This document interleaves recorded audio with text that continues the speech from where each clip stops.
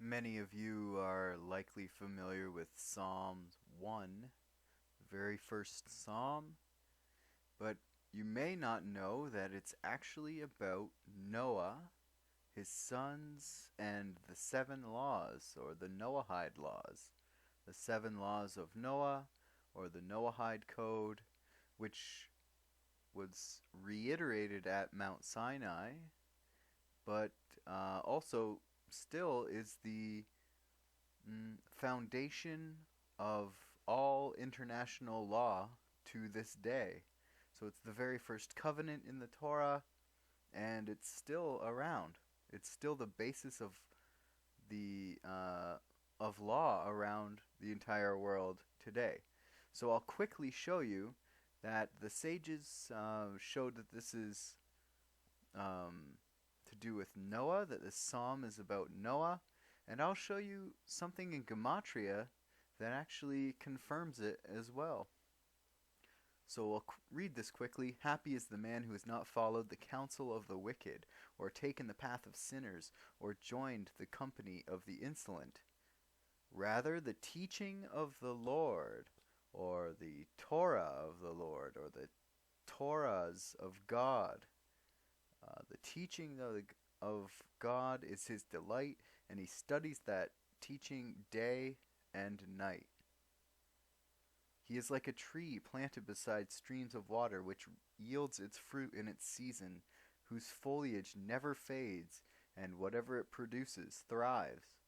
Not so the wicked. Rather, they are like chaff that the wind blows away. Therefore, the wicked will not survive judgment, nor will sinners in the assembly of the righteous. For the Lord cherishes the way of the righteous, but the way of the wicked is doomed. So here's a source that shows it's all about Noah and explains why. So on the first psalm, writes as follows: the words "Hail to the man who did not walk" refer to Noah. According to the counsel of the wicked refers to the generation of Enosh. Who did not stand next to the wicked refers to the generation of the flood. Who did not reside among the scoffers refers to the generation of the Tower of Babel. But whose striving is toward the teachings of the Lord refers to the 7 Noahide laws. Okay, more on this in a minute. Who meditates on his law by day and night refers to those who appreciate the inner cohesion within Torah. So how everything is connected within Torah. And such a tight package. He said, Noah, why did God command to bring 7 pairs of the pure species into the ark, so as to offer sacrifices to God from among them? He will be like a tree planted in well-irrigated land refers to the fact that God had set the ark on the waters. Who will produce its fruit in the proper time refers to Shem, Noah's son. Whose leaves will not shrivel refers to Ham. Whose every action will be crowned with success refers to Japhet, his first son.